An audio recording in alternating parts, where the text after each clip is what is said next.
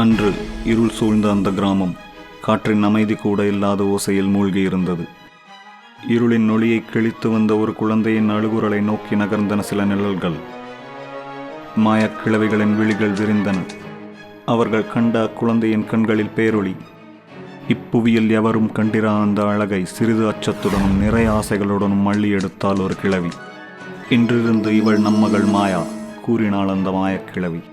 13 மாயக்கிழவிகளின் அபூர்வ சக்திகள் ஒன்று சேர்ந்த மோதிரத்தை அக்குழந்தைக்கு அணிவித்தார்கள். வயது 16. பருவத்தில் வந்த மாற்றங்கள் குழந்தையை பெண்ணாகவும் பெண்ணை பேரழகியாகவும் மாற்றியிருந்தது. 13 கிழவிகளின் வளர்ப்பில் அனைத்து மந்திர தந்திரங்களையும் கற்றிருந்தாள் மாயா. வான்மேகத்தில் செய்த படுக்கையில் ரோஜா இதழ்களாலான போர்வையை விலக்கி துயில் கிளைத்தெழுந்தாள். முத்துக்களிலிருந்து மீட்ட நீராளான அக்குளத்தில் குளித்து எழுந்த அவள் அங்கம் பார்வை கெட்டா ஒளியில் மின்னியது. இன்று வயது 20.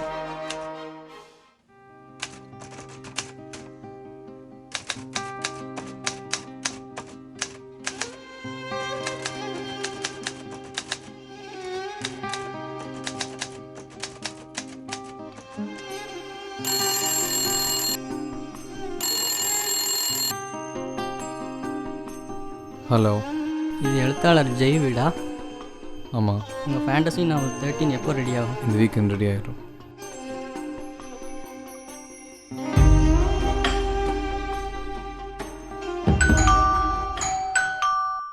இந்த நேரத்தில் யாரா பெல் அடிச்சது?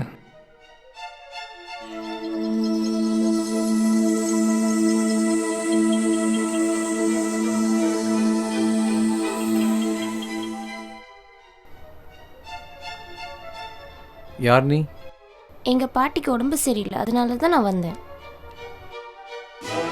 லூசு கிழவி, இந்த நேரத்தில் பேத்தி அனுப்பிச்சிருக்க.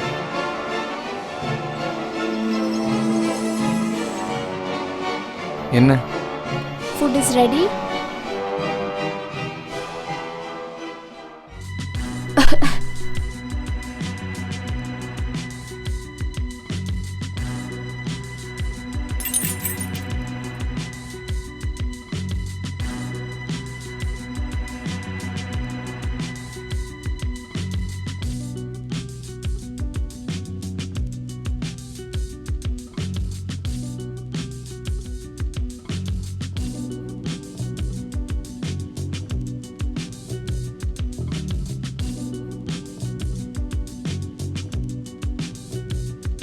புக்ஸ்னா பிடிக்குமா?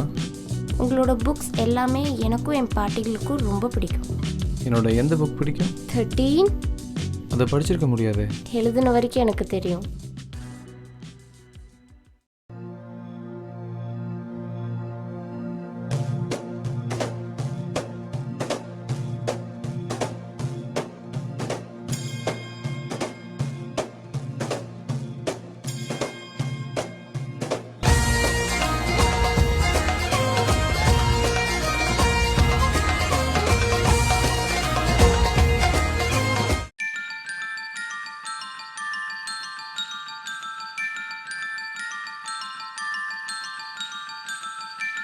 உங்கள் பேத்தி? I am not married at all. இல்லை, உங்களுக்கு பேத்தி? காலையில் தனியாக போட்டுட்டு பேத்தி பேத்தி சொல்லுங்க.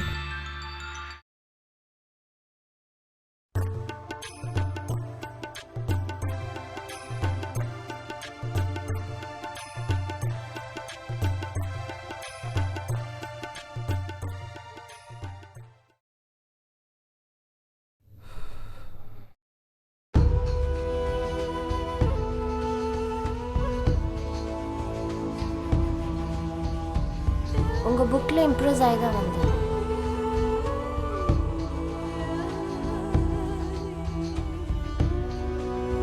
இன்று வயது 20.